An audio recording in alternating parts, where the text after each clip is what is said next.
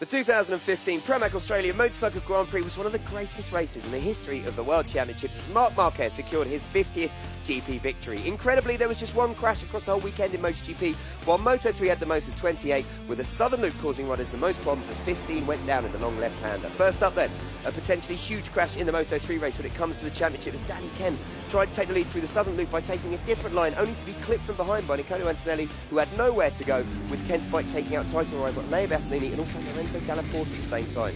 You can see from Kent's on board how he gets clipped and is then launched into orbit by his Honda, while Bastianini's on board shows how he had nowhere to go as Kent's bike span back across the track.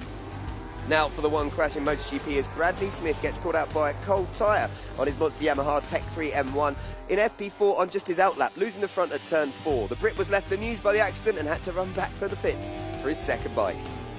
Axel Pons now has the same problem on his AGR team Calix at the same corner in Moto2 warm-up.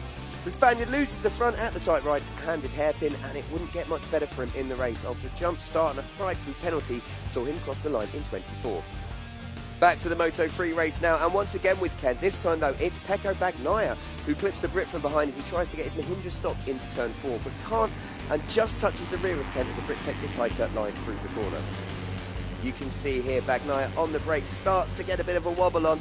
He just clips the back of Ken's bike, who's taking that tighter line, and it looks like he cuts off his nose. Now a big one. This was Hafiz Syed in Moto3 warm-up at one of the fastest points on the circuit as he destroys his Petronas race line Malaysia Calix. Luckily the Malaysian wasn't hurt too bad, and somehow they rebuilt his bike in time to finish the race in 16th. Now sticking with the Moto2 race, this is Thomas Luthi crashing out of the podium fight at turn 10 as he runs wide and loses it on the grass, although the Swiss rider did manage to rejoin the race and finish in 15th. Finally then, the crash from Moto2 free practice 2 that ended the Spaniard Tito Rabat's weekend. He was already riding with a broken radius in his left arm he sustained before the Japanese Grand Prix, and after this horrible tank slap it turned into a high side, he decided to call it a day and will also miss the Malaysian Grand Prix as a result.